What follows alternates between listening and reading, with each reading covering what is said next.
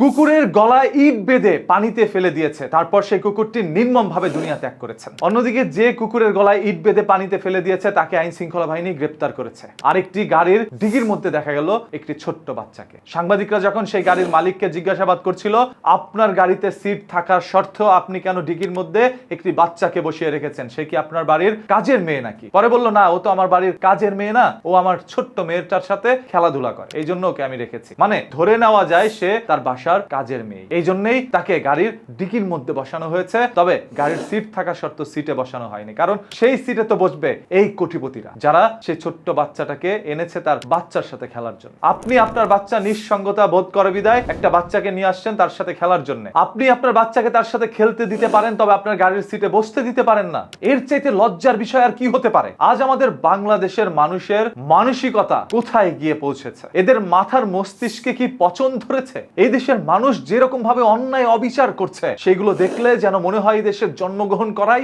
আমাদের জন্য লজ্জার। একটি গাড়ির ডিগির মধ্যে কেন বসানো হয়েছে সেই ছোট্ট বাচ্চাটাকে? তাকে কি কোলে নেওয়া যেত না? আর সিট থাকার শর্তে তাকে সিটে বসানো যেত না? কি এমন হয়ে যেত তাকে সেই গাড়ির সিটে বসালে? বড় কোনো অপরাধ হতো না, সিটটা বসে পড়তো না, সেই সিটে কোনো ভাইরাস লেগে থাকতো না যেটা থেকে আপনারা আক্রান্ত হবেন। বরঞ্চ আল্লাহ তাআলা খুশি হতো যখন দেখতো আপনার মধ্যে বৈষম্য নেই। আজ ধনী এবং গরিবের মাঝখানে বৈষম্যটা তারাই করছে, এই সকল কিছু সংখ্যক মানুষ। সাংবাদিকদের সেই সকল প্রশ্নের জবাবে সে বলছিল, আমি তো জানি না, আমি খেয়াল করিনি যে আমার গাড়ির ডিগির মধ্যে কেউ একজন বসে আছে। যেই গাড়ির মধ্যে আপনি চড়ছেন সেই গাড়িতে কে কোথায় বসে আছে আপনি সেটাই জানেন না, এমন গাড়িতে আপনি যাচ্ছেন। এটা আপনাদের কাছে কি মনে হচ্ছে আপনি একটু কমেন্ট করে জানান। আমি জানি এখানে যারা ভিডিওটা দেখছেন আপনাদের মন মানসিকতা রয়েছে, মানবতা আজও আপনাদের মাঝে বেঁচে রয়েছে। যদি তাই হয়ে থাকে ভিডিওটা শেয়ার করে দিন, যাতে করে আপনার উসিলায় আরো দুইজন মানুষ তাদের মতামত জানাতে পারে। আমি দেখতে চাই নিকৃষ্টতার আড়ালে কতগুলো ভদ্র মানুষ এখনো বেঁচে আছেন, কতগুলো মানবতাশীল মানুষ এখনো এই পৃথিবীতে রয়েছেন। বাংলাদেশের মানুষের আজ এত পরিমাণ অহংকার বেড়ে গিয়েছে,